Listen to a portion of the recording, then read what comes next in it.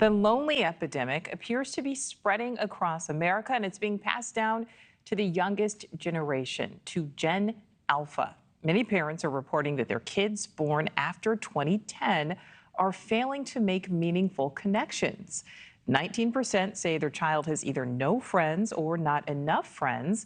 90% say their child wants more friends, but cite a wide list of roadblocks that keep them isolated. Things like being too shy, not having enough free time or a place to meet, or already established friend groups. And another barrier, religion and politics. Parents say they prefer their children's friends to come from a similar background with a similar belief system. So I'd like to welcome in clinical psychologist and attorney, Dr. Lisa Strohman. Dr. Strohman, great to see you. This does seem so disturbing, but are you surprised by the results of this? Hi, Nicole. Thanks for having me. I'm actually not surprised. I work in the field a lot with schools and families, and the fact that we see Gen Alpha growing up in a totally digital world where they really aren't learning the skill sets that they need in order to create friendships, and parents are just jumping in. And I think that the study reported 71% of them are facilitating these meetings for them. So we're just losing a lot of ground because we are not connecting and not understanding the importance developmentally that this is for our young kids growing up. You know, and as we look at the graphic there, just my goodness, those numbers, what do you think it means as these kids grow, which they will? They're going to become adolescents, they're going to become teenagers. Eventually, they'll become adults. Yeah, I think that what we're going to see is that you're going to see probably a divide between those kids that didn't have those helicopter parents, that allowed those kids to have the failures in relationships and learned how to have those connections on their own in these ways. I think it's fine for parents to facilitate and demand kids that join sports groups or go to after hours and nonprofits and spend time outside of their homes behind screens.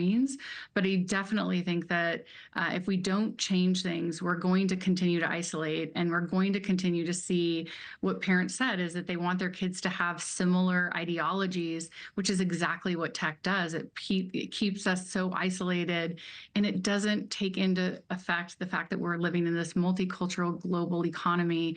And so the kiddos that jump out of that and learn how to have those diverse relationships and communications and learn how to talk about the harder things are going to be way better off than those kids that really are just isolated and held into that just very myopic world. Yeah. You know, Dr. Strohman, change, as we all know, is difficult. It is not easy to do. And, you know, many of these parents have real concerns and they really do want the best for their child. But what is your advice for parents? What is maybe the first thing that they need to do?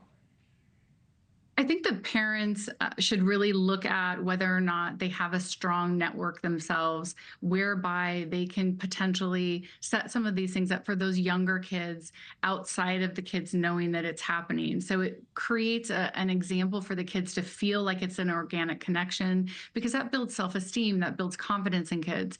And as kids get older, parents should really think through about how do we back off from some of those things. And really, you become an advisor to your children, listening to the challenges that they're having, weighing in and stepping in when they need it. But for the most part, you want to really truly understand it's hard being a kid today. And so as a parent, your job is to let them have those hard moments and to be there for support, but certainly don't take over the hard work for them. My last question for you, and you mentioned in your first answer the fact that, you know, so many of us kind of are hiding behind our screens every single day.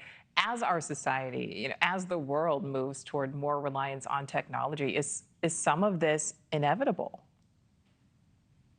It can be, but I think that it's so preventable. I think that the book that I wrote, Digital Distress, and it's about growing up online. And really what I dove into was, what is it that we can do as stewards in the space?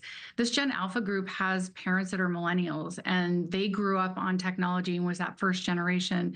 So they truly understand the difference before and after. And so we have to just lean in and understand that with balanced experiences, social interactions can be really amazing online, but they can also be really amazing in real life. And we need both of them. Thanks for watching. Go to joinnn.com to find News Nation on your screen. And don't forget to click the red subscribe button below to get more of News Nation's fact-driven, unbiased coverage.